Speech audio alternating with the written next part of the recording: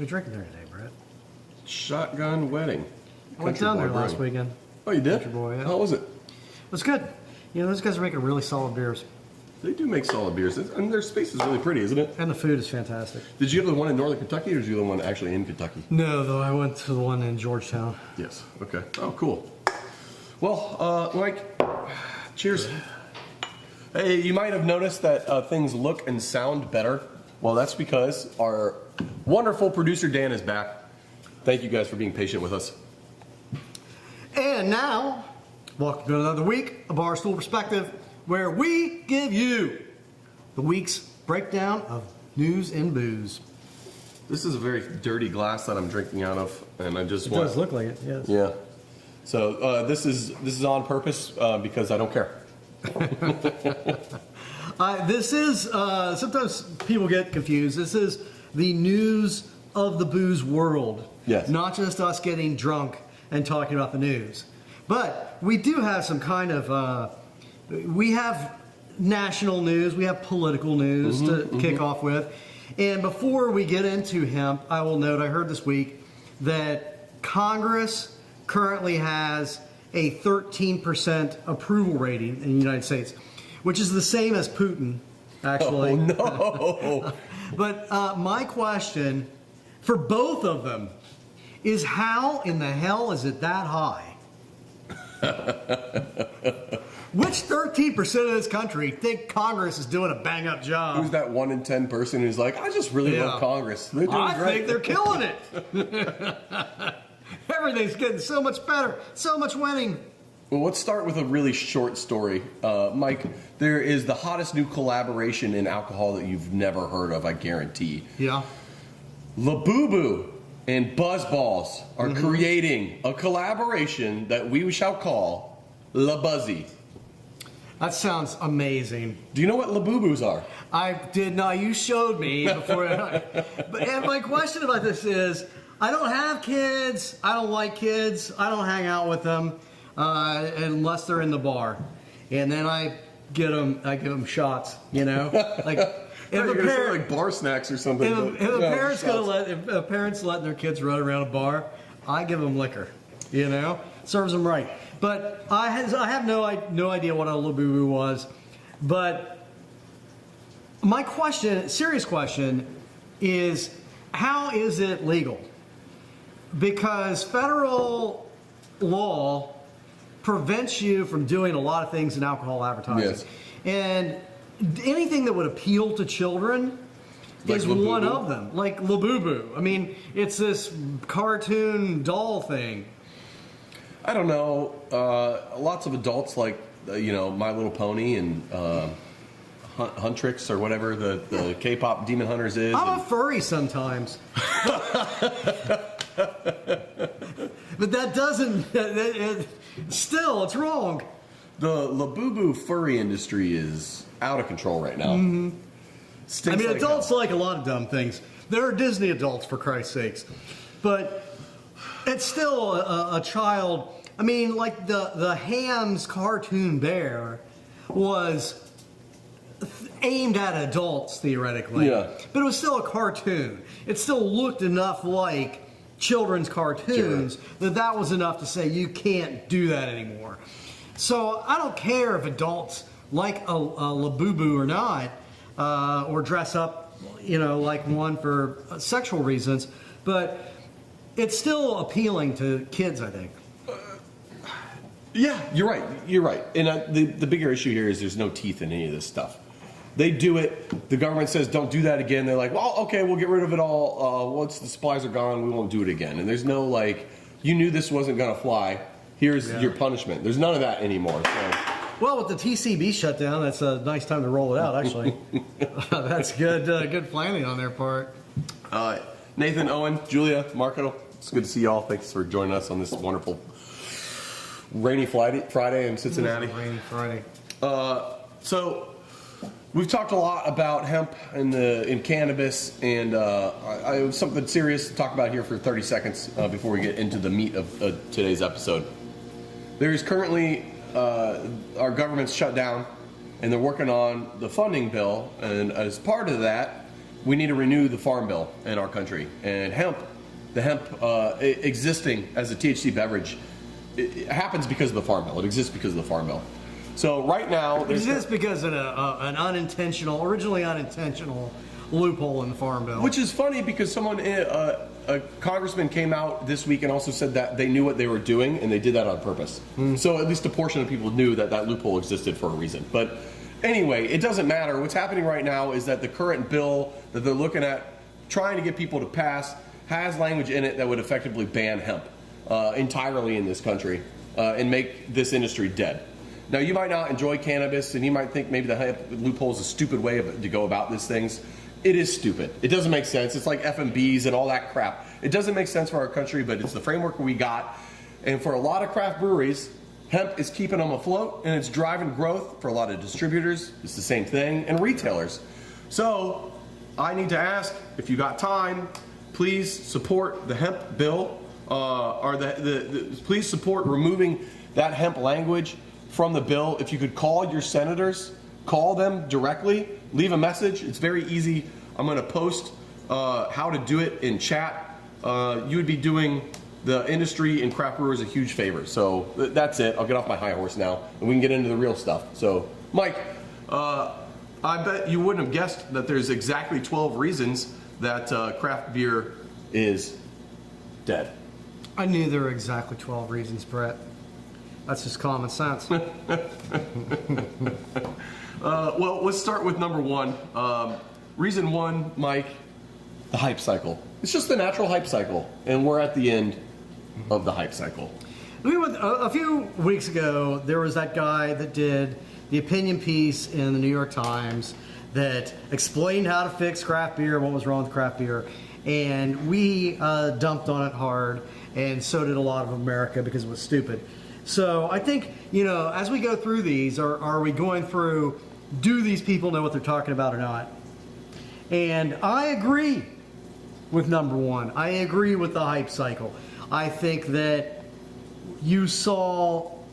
craft beer was a movement. And I don't think it was in this hyper cycle from the beginning. It starts in the 70s, it grows gradually, it kind of explodes and has sort of a mini hyper market in the 90s, early 90s, until Anheuser-Busch largely causes it to flatline in the mid 90s. It stabilizes, it just doesn't grow. I think it's the 2010s, it's right about 2010, where you see the modern craft beer hypercycle. Yeah, what irrational exuberance. When we were first talking about this hype cycle and like, is it a hype cycle, is it not? The question I had was, well, how could 30 years be a hype cycle? That's a long time. That's arguably a generation and a half. But you're right, it's not. The hype cycle didn't begin until the 2010s. Before that, it was a cultural movement. Yeah. And that's actually, I think, why the hype cycle was even possible. Because there was real cultural change that was happening in a positive way in our country that people really latched onto and liked. Craft beer was the one example of small businesses doing well. And for this brief golden little moment, craft beer was actually taking market share away from mass breweries. A tiny, tiny little amount. Yes. But it was the one time that small business was actually starting to take market share away from huge macro business. Until it wasn't. But when that started to happen, there were people who got rich. I mean, like Rheingeist locally, they came in to an old warehouse in at that point in time, neighborhood that was still the highest crime neighborhood in the city of Cincinnati. And they now, have second homes in Aspen and they're rich as hell. You said something in that little mini tirade that really just struck me. I had a conversation with a tour guest. I was giving a tour on Wednesday in the brewery. So if you ever want a drunken rant-filled tour, swing on by once a quarter when I get roped into doing tours. But this guy was like, "Oh, is everyone in craft beer friends?" And I was like, "No, fuck them all. Like I'm not friends with these guys. They're my competitors. And much in the same way, I respect the person on the opposite team that I'm playing against doesn't mean I like them, and it doesn't mean I want them to win. Because if they're winning, I might not be winning. And what just hit me there when you were saying that is that it's not necessarily that we're all friends and all happy together, but and that's what I always hated about this narrative of like, yeah, like I hated that community thing. Like, fuck you, we're in this together, but we're not, and like I don't like you necessarily. I do highly suspect that you're more hateful than the norm. Well, that's part of it. Yeah. But what you just said really struck me is that like I'm wrong in thinking that because we're actually in this as small businesses versus corporations, which I can't believe that's never really dawned on me, but really that's the battle. Yeah. And those small successes we were having, we're like, oh my God, small businesses actually clawing some shit back. Yeah. That's the point I've always missed in all these years. I'm ashamed to say that I'm literally just now having this realization, like, holy shit, man. Yeah. That was the beauty of the movement. Yeah. They are part of your family. It was. They're your competitors, but more than that, they are part of your family. And I hate a lot of my family. I don't hate a lot of my family. I have no reason to hang out with a lot of my family. Not my immediate family. Yeah. My cousins and stuff like that. I'm getting in the weeds here. Only my cousins. Yeah, I only met your brother once, but I like him a lot more than you. God damn it. I'm really digging myself in a hole. Small business, Mike. Small business, God damn So it. what happened with a lot of the small businesses like Rheingeist is that they made $1 gazillion, and I think that you then saw on the back end of that, one of the things that helped kill it is that you then had a lot of rich idiots. Mm-hmm. There was this like movement after Cheers in the 80s. The show was so popular that every rich douchebag with a little extra money needed to own a bar because that would be cool. I'll be Norm at my own bar. And guess what? It's a hell of a lot of work to run a bar. Yeah. It's even more work to run a brewery. Mm-hmm. And so a lot of people that really didn't belong in the business got in the business. And banks who wouldn't give good brewers with good business plans money in 2008, 2009, by 2012, they were just handing over suitcases because bankers are lemmings. They're some of the dumbest people who have ever walked the earth, and they're definitely going to be replaced by AI within a month, which will do a better job. If anyone's going to lose their job to AI, it should be bankers. Yes. Because they're always just chasing after, they never have vision, and they're always chasing after whatever just made money. So banks started giving people $1 gazillion for bad ideas because they made a good home brew in their garage. Our bank told us the year after we signed our loan and opened our business, and like we were getting open, and we met up with them like 6 months after we were open, they're like, man, you should have waited another year. We would have gave you more money at a lower interest rate for your same down payment. It's like, oh my God, pricks. It's like 2014 to 2015 was that little bit of difference, and you're right. Once the floodgates were open, they were just they couldn't give out money fast enough. Yeah. Oh, breweries make a lot of money. Here's money for a brewery. So banks flooded the market, dummies flooded the market, rich idiots flooded the market. A lot of breweries got open that should have just never been open. Well, that's a really good dovetail into number 2, where once the floodgates of the banks did open, lots of breweries expanded that probably shouldn't have expanded, or when they did expand, they went way bigger than they probably should have gone. Yeah. And that's point number 2, overexpansion. And that was also a timing thing. We have a perfect example of that locally. Mad Tree Brewery. They make good beer. I like those guys a lot. But they opened at the same time as Rheingeist. And Rheingeist, just through both good moves and also luck, man, they rode a wave to super wealth. What happened with Mad Tree is they started out with a small space. They made amazing beer. They were neck and neck with Rheingeist. And so they wanted to expand. They expanded just gigantically. And they also did it by going into the space that was like literally a hangar. And it was a brownfield site. It was complicated. So it took them, 2 or 3 years to get open. Mm-hmm. By the time they had opened in this space where they like quintupled their capacity or whatever, they had missed the wave.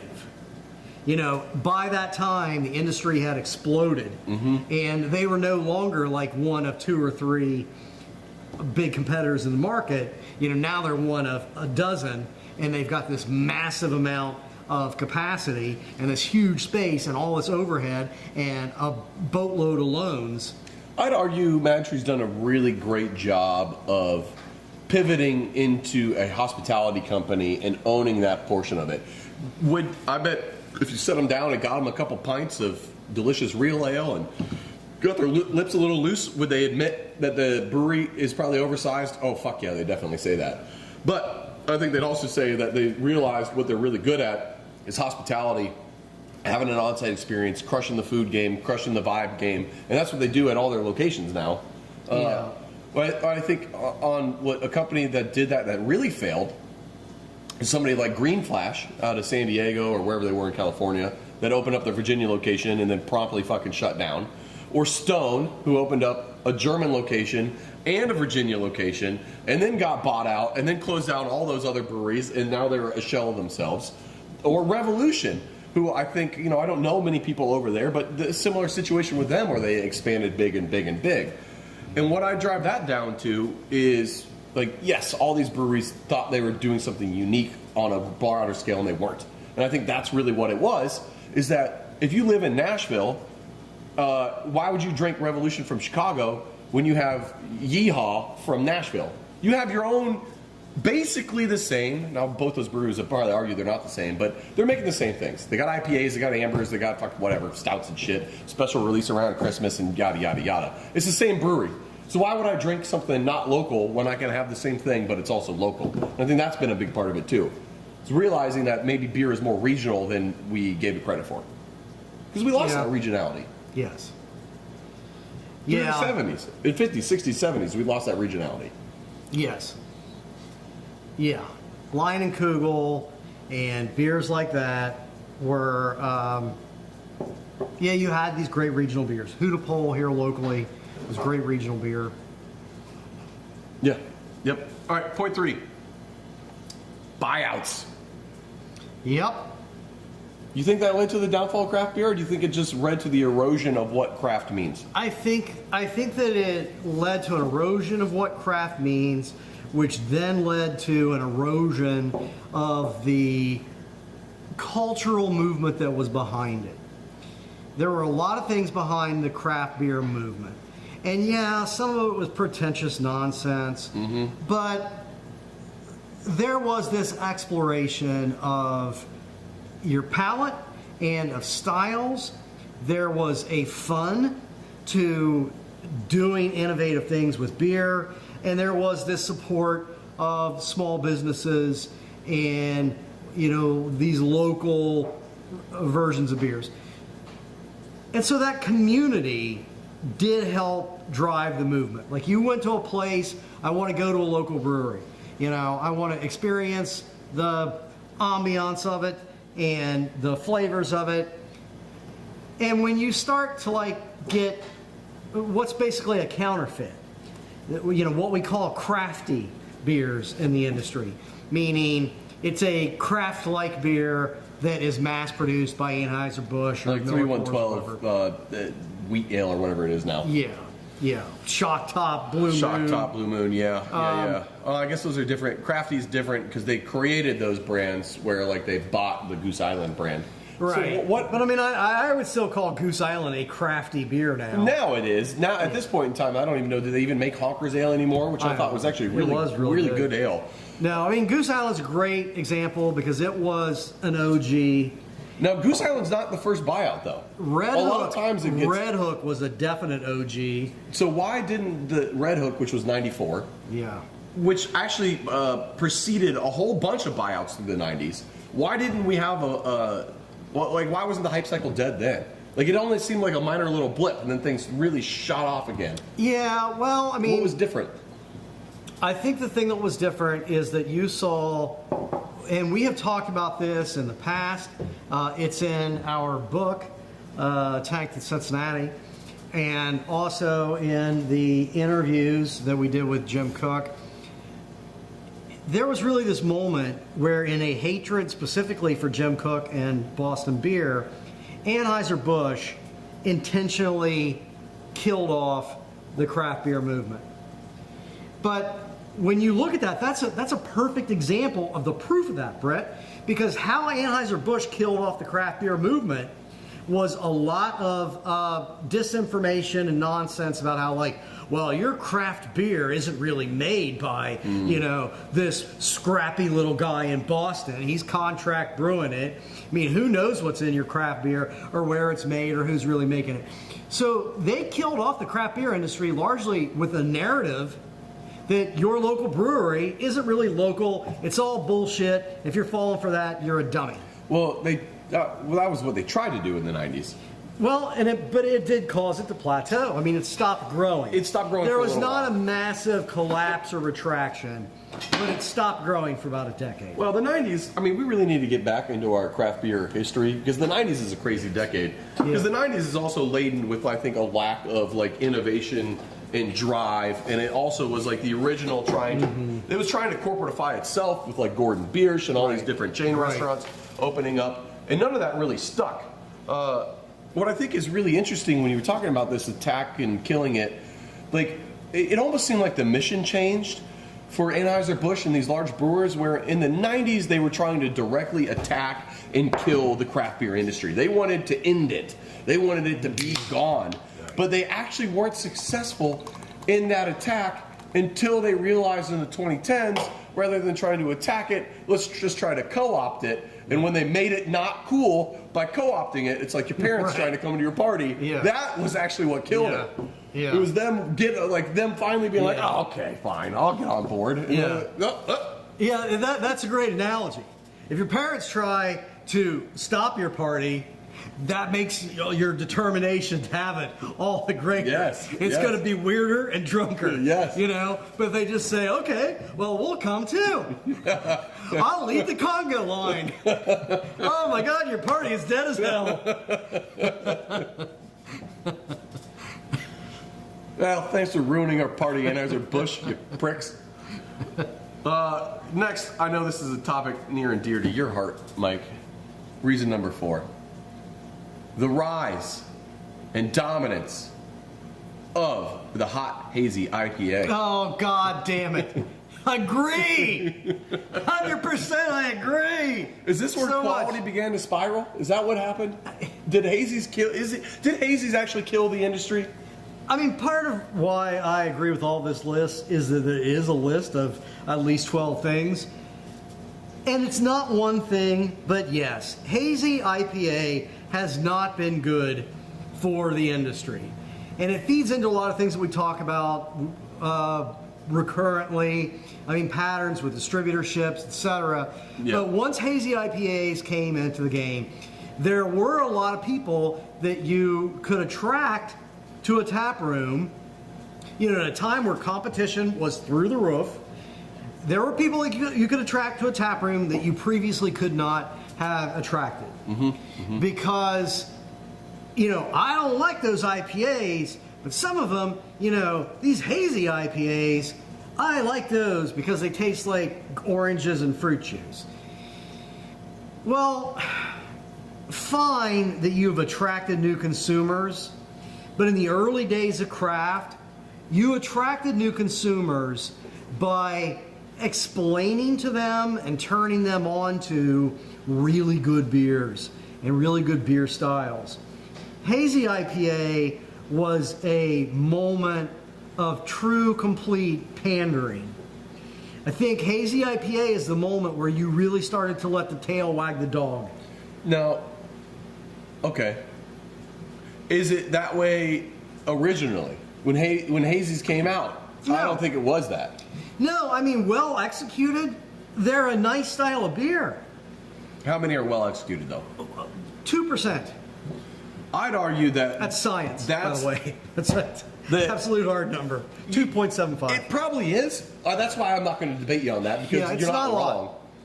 I think what happened is that hazy IPAs making them good without cheating by actually using orange juice or lactose or some other bullshit. Milkshake IPA. Yes. Oh my God. Yeah. What really? It was hard. It was hard to do. And I think what happened is that we actually got exposed. Brewers exposed themselves incidentally. It's like the whole narrative that craft brewers love to tell for decades of like, lagers are the hardest style to make because you can't hide any faults. Well, like, I'd argue, even though there's a ton of ingredients in hazies, that actually makes it harder to make because otherwise it just turns into a sweet, messy beer soup and not anything Which is actually what a lot enjoyably of it drinkable. is. Yes. Yeah, I mean, making a New England definitely as a non-brewer appears to me to be a lot more difficult than making a good West Coast IPA.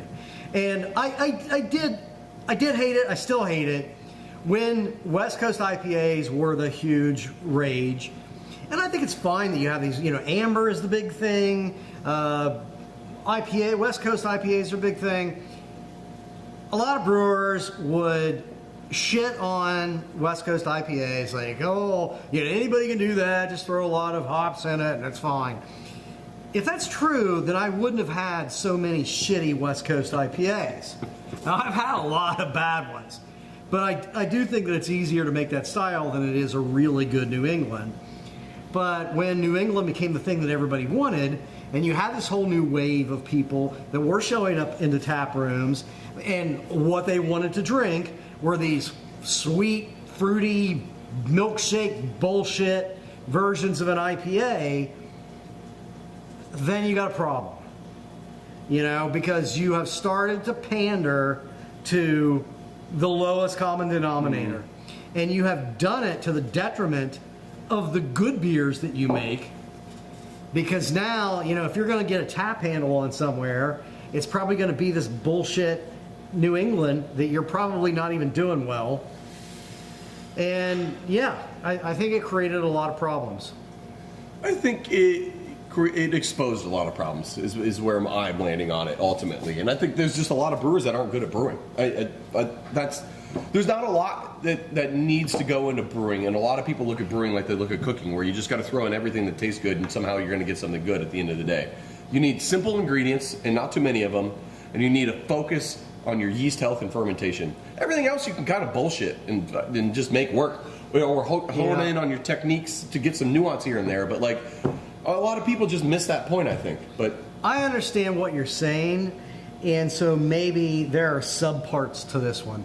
Because I don't disagree with I don't disagree with you, but I think that there is a related and different problem, which is the tail wagging the dog. It's the pandering. It's this moment, and I think it predated New England's. It probably does go back to at least the explosion of just like crazy hopped up West Coast IPAs, where you're pandering to your consumer as opposed to helping educate your consumer and turn them on to really good stuff. Gnome, that's an interesting point. Gnome says drinkers who like boring shit is and always will be the problem, and brewers are just serving that. Yeah, I mean, I think he's correct as well. That is, consumers are lemmings. And boring isn't, I think it's worth clarifying, and maybe correct me if I'm wrong here, Gnome, but I'd argue boring isn't traditional.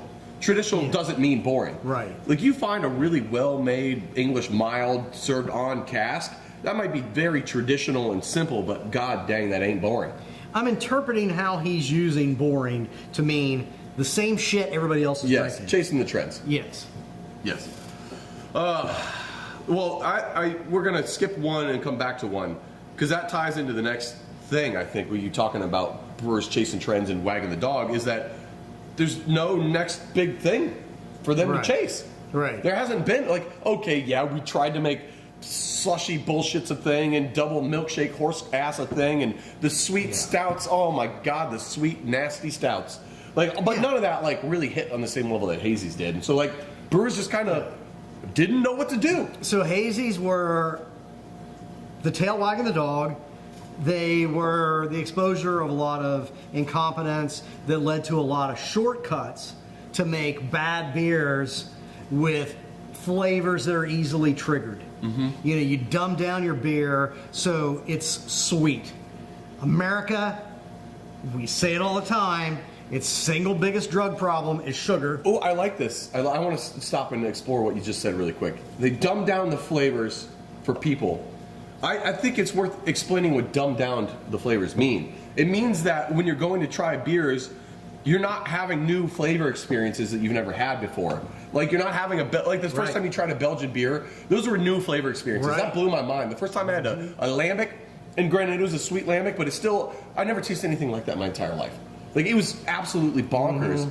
But if you're just making a beer, an orange juice beer, and like, listen, I make fruit beers that are heavily fruited. So like, I know this is a little bit of the pot calling the kettle black here. Right. I understand that. But dumbing down is we're not trying to push new flavors anymore. We're just trying to pull from what you already know, and what your nostalgia is, and just sell you schlock that you already like. Nothing. No, we're not learning or growing here. Yeah. Here's a beer that tastes like Gatorade. Yes. Here's a beer that tastes like Oreo cookies. Yes. Oh, for fuck's sake. So, once you have dumbed down your product and you have grown your market by appealing to idiots, then you're locked into making beer for idiots. And the thing about idiots is they're dumb. And they're also fickle. So, you know, if you're pandering to idiots, they then can just as easily go to buzzballs. You know? Yeah. They're an easy demographic to lose because they never really appreciated the liquid to begin with. Yeah, that's a great point. Next, the reliance on rotation. Now, a little bit confusing here on the face. It goes round and round, Brett. The world goes round and round, and so does the rotation of what you're making. And when that rotation changed from I'm having an amber and a stout and a golden and a pale ale, and it just became my new IPA, my new IPA, my new IPA, my new IPA, all of a sudden, the consumer changed from I really like this brewery to I really like this style. And then you erode all of what's being built by an individual community at a brewery, and you just winified it, where people are like, they go to the restaurant and they're like, what's your I'll Pinot have a Noir? Bordeaux. I'll have a Bordeaux. Yeah, give me a Malbec. Like, let me get a stout. Let me have an IPA. They don't care who made it. They just want that. And that, like that, I mean, you know what? I think that's true. And I think that when you start doing that, you lose flagship beers. And flagship beers are important. You know, another Why are flagships example, important? because I think that they give people a consistent, they give people a reason to latch onto your brewery. All right? And so they have something that's consistent and good. And if you know, It's like the overture at a play. Yeah. You're setting the theme here for your experience with this brewery. If I know I like Rheingeist Truth, then I am more apt to try other Rheingeist beers. It's going to create a brand loyalty.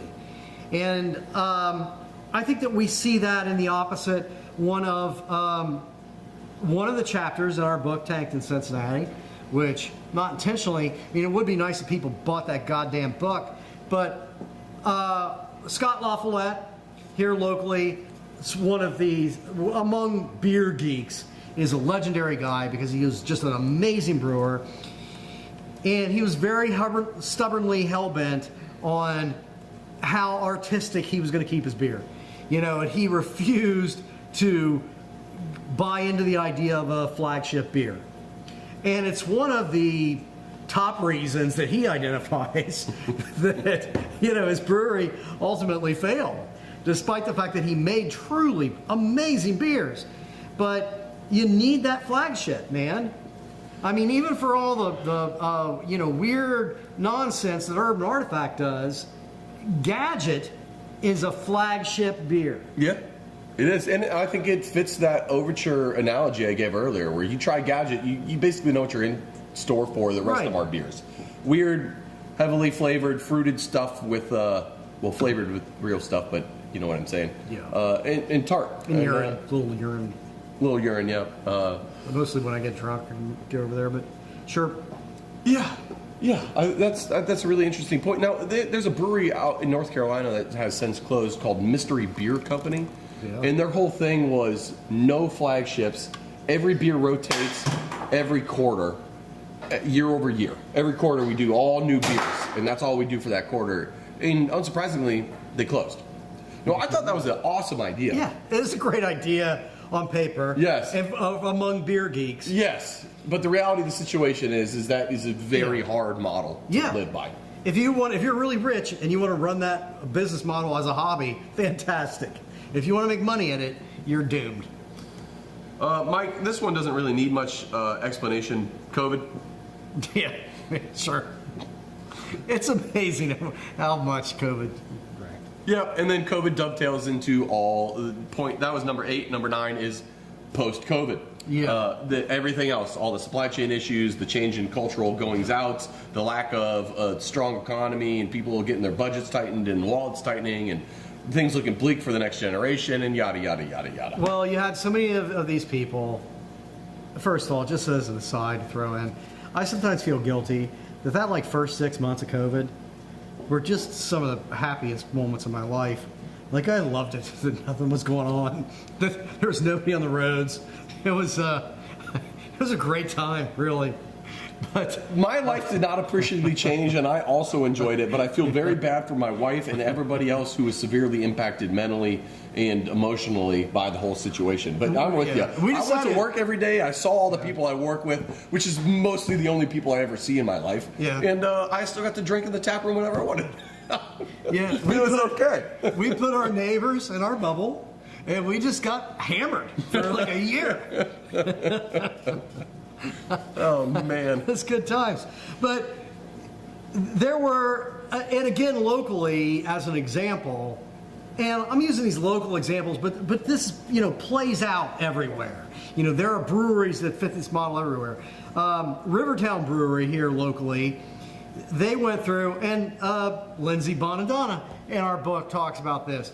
So Rivertown, they just got hit with really bad timing, and when COVID came around, they were making some adjustments, and they were heavily reliant on their tap room.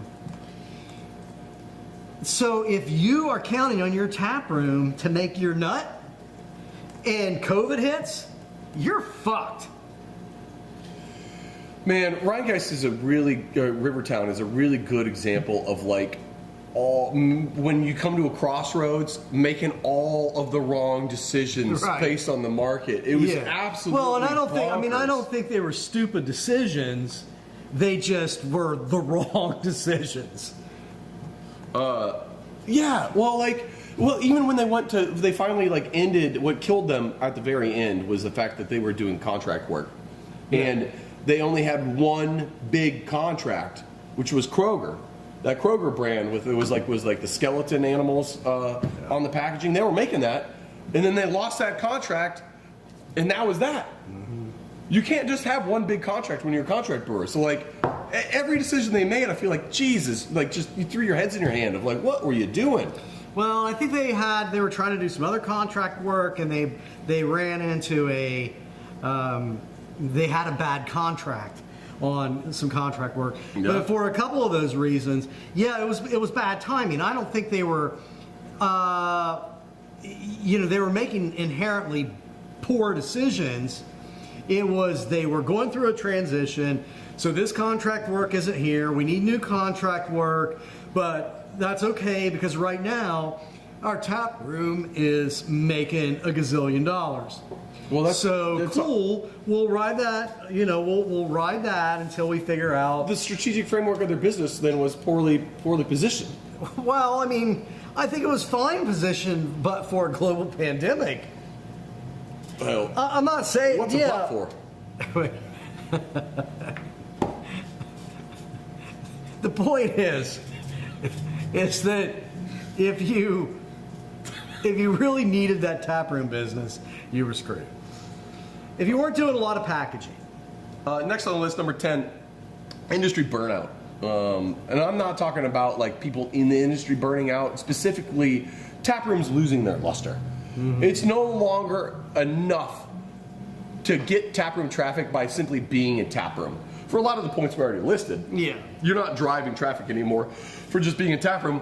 You're being forced to play the game. And the game has changed, and we don't know the rules, and we don't know how the rules are changing, but Facebook is a dumpster fire of what it used to be. When we first started in 2015, we could get things posted on Facebook, and it would basically touch anybody who's liked our business page. Yeah. They would see it. Yeah. Nowadays, you get a fraction of that, and then you got to pay to unlock more, and who knows if they're even seeing it, and it's all a disaster. And so you're being forced to chase more and more events, special one-off things, all these things to try to drive traffic, because simply being a tap room doesn't drive traffic anymore. Right. I mean, in that golden moment, the beginning of that hypercycle,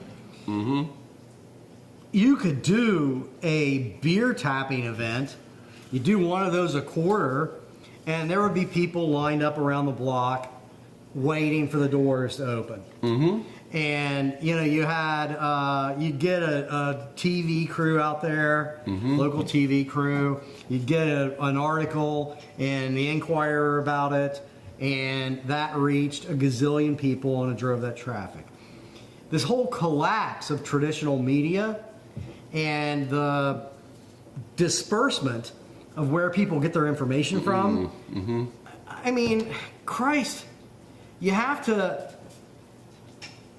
A small business like a craft brewery really kind of needs one full-time employee who does nothing but dick around on social media. And even then, there's no guarantee of payback or success from all that either. But like, and then you're still even going to have to pay the social media companies. So you got to pay somebody like a full-time salary to do that shit, and then you have to pay the social media companies, and maybe it has 10% of the payoff that it would have had 10 or 15 years ago. 8 years ago or so, I was talking to a bar owner down in Florida, and they were telling me it was an arcade bar plus carryout, and they were telling me they had a ton of success, but they had to spend minimum $5,000 a month on YouTube ads, a minimum.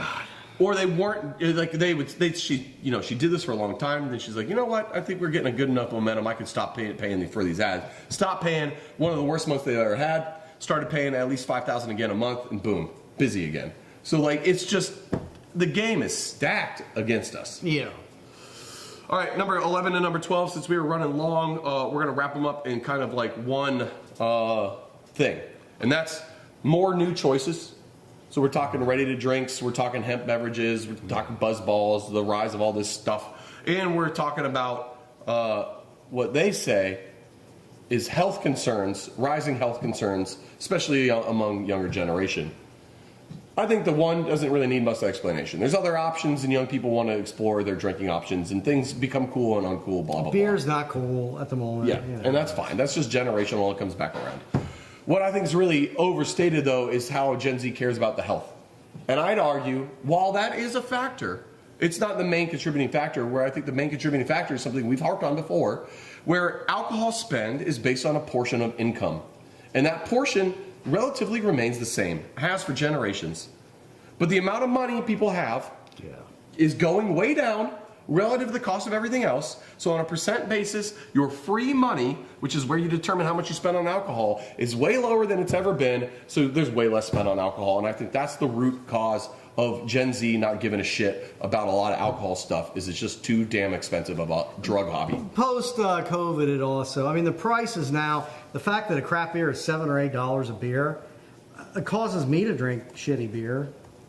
But if what are you saying that Gen Z, that they don't have the same amount of money, that they're not?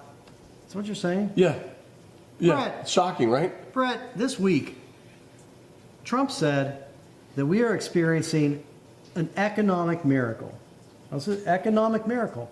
We are currently in the golden age of America because we are doing so much winning, because the economy is so amazing. You know what I just learned? The prices of everything has decreased, he says. Wow. Well, I mean, that explains, it also explains my new invention. I just figured this out this week. So I have a skateboard, and I skateboard occasionally. And what I learned is that if you're standing on your skateboard and you grab the ends of it and just lift it up, you can fly. You can just pull yourself right up. That's cool as hell. Yeah, you just pick it up. You just lift the board up while you're standing on it, and you can fly. Yeah? That's great, man. This week I bought a DeLorean, And I'm gonna put. I got the flux capacitor. Oh, you paid for that. Yeah. I'm gonna. So I'm gonna go back to like 1989, man. And Invest in and I'm gonna Bitcoin? write it out. Get, I don't. I get just. some Apple stock, get some Bitcoins. I'm just gonna go see some independent film and listen to some good music. Why do you need more And money? not Why- text anybody, you know? I'm just gonna dig being there, man. Cool. Yeah.